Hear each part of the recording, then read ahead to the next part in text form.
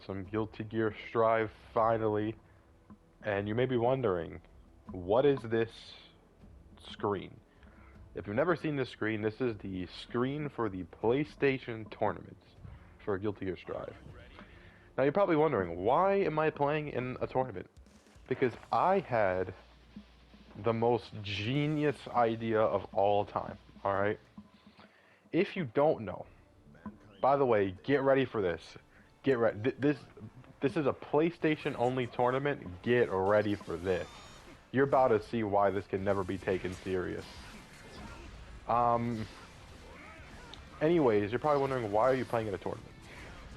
Behold, my genius idea.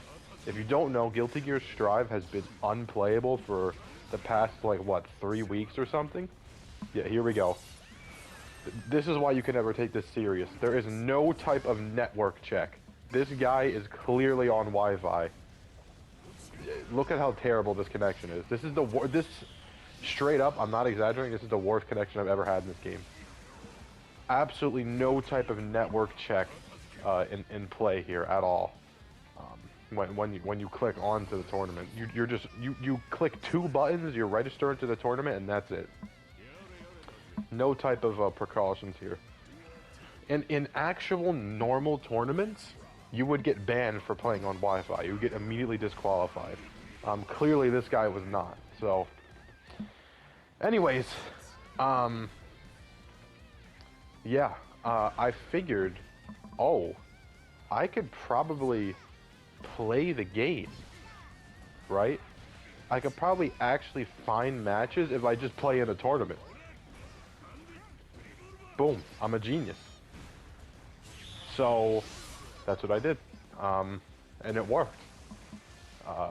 The easiest way for me to find matches in guiltygearstrive is to use the PlayStation exclusive tournament feature. That sounds absolutely crazy. But that's the state of this game. And we can only hope that by the time Bedman comes out, he will also launch with a fix for these lobbies. But in the meantime, this is how I record the game. So, spoiler alert, as you can see, this video is already way longer than my normal videos. So I didn't include the whole tournament, okay? I left out the final set because it was the least interesting. Yes, I do lose, right? I end up placing 3rd place in the tournament. But, I had to leave it out because the video would be over 30 minutes long if I included that set. So yeah, I only included 2. Because, well, they're the most interesting. This set is not interesting at all, but I wanted to include it to show why you probably haven't heard of these tournaments and why these tournaments are kind of a joke. This is why. They just let anybody into these things. If you didn't see, this guy is actually on floor 3. Yes, he's from floor 3. And yeah, this is his connection. Also, I should mention, I didn't play any warm-up games before this because you literally can't. So, this is my first time legit playing guiltygearstrive in, what, 2 or 3 weeks? So yeah. No warm-ups for me, I just went straight in. Realistically, I probably would have actually won the whole tournament if I played Happy Chaos. Because obviously I've been playing him a lot. And obviously he's better than Soul. So, yeah. I should have done that. I really should have done that. Because, spoiler alert, when I lost the set, the reason why the video would be over 30 minutes is because the last set went to the final game, right? Literally, it went to the final match. And it was a Soul mirror match, and the reason why I lost is definitely because he had way more optimal combos, right? He was killing me in 2 hits, and I was killing him in like 3. And that ended up costing me the game. Because even though, like, even if you could argue that I was better at him, you know, actually in the neutral, He knew soul combos better than I did, so I definitely think that picking soul was a bad idea, because if I just would have picked Happy Chaos, it just would have been just better for me, since I'm more familiar with him in recent times. But I honestly didn't expect this to work, right? But it did work. Personally, I was expecting to join the tournament, and because the servers are so bad, I was expecting to get disconnected. But obviously I wasn't, so yeah. I believe they have 2 tournaments a day, by the way. So if you're on PlayStation 5 at least, I don't know how any of the other PlayStation system works, but on PS5, you go to guiltygearstrive, you scroll down on the game, and you'll see the tournaments. You literally click 2 buttons and you're in. That's all it takes.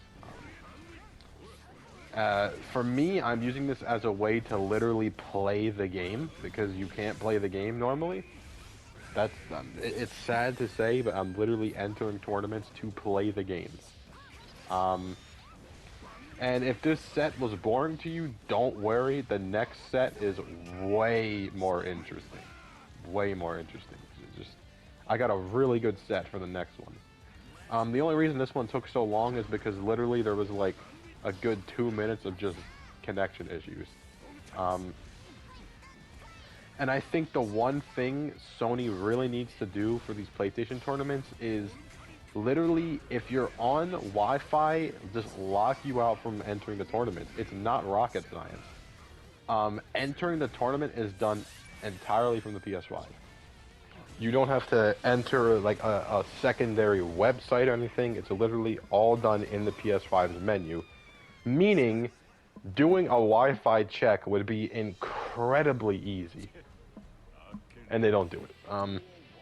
And like I said, if you enter tournaments normally on like smash.gg or whatever, you get insta-banned if they find out you're playing on Wi-Fi. Well, you don't get banned, but you get disqualified from that tournament.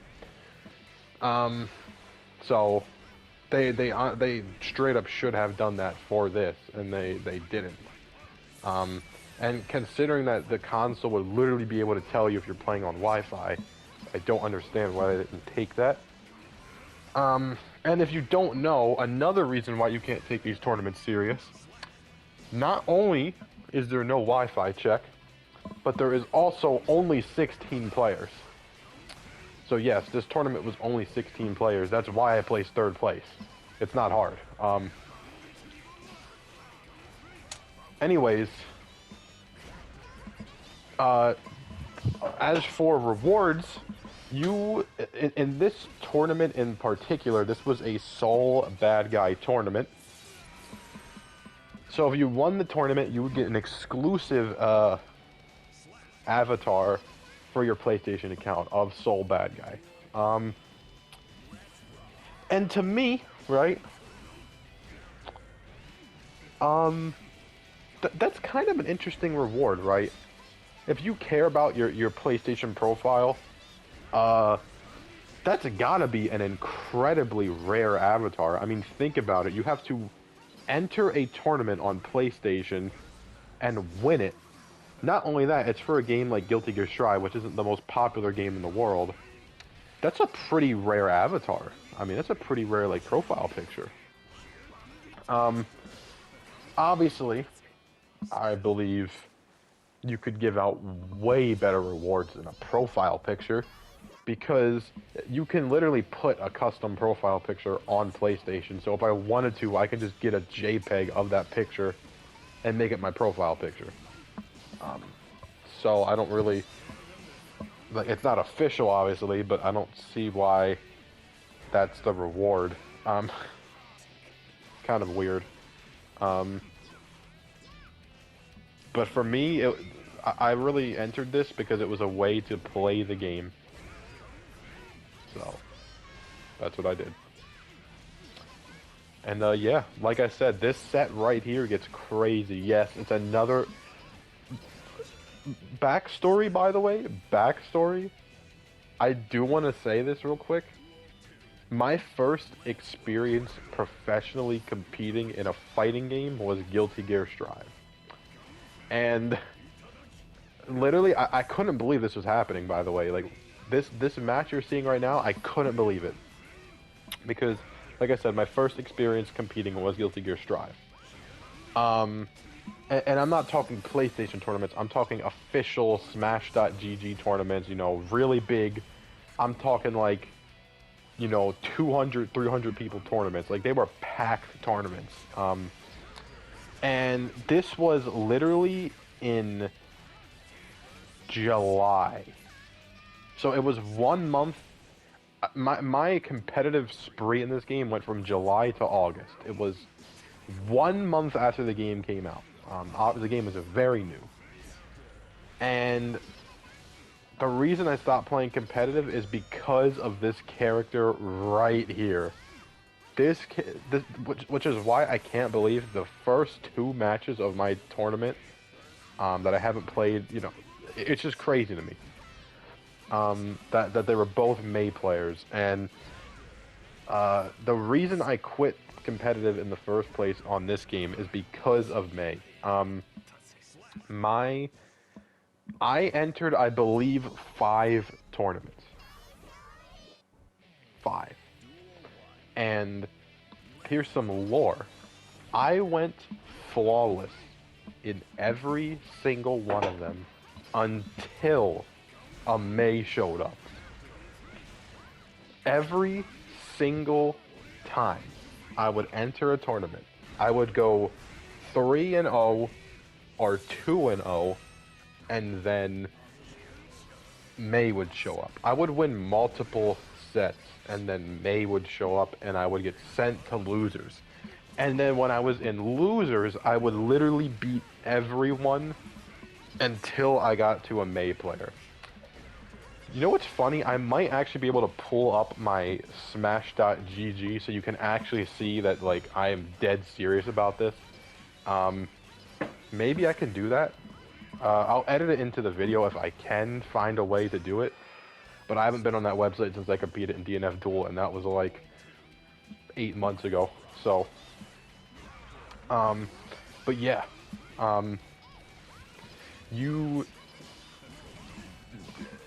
it drove me insane. I didn't lose. I was playing Sol, right, and Sol was obviously one of the best characters in the game at that point. I never lost to a Sol. I never lost to anybody but Mei.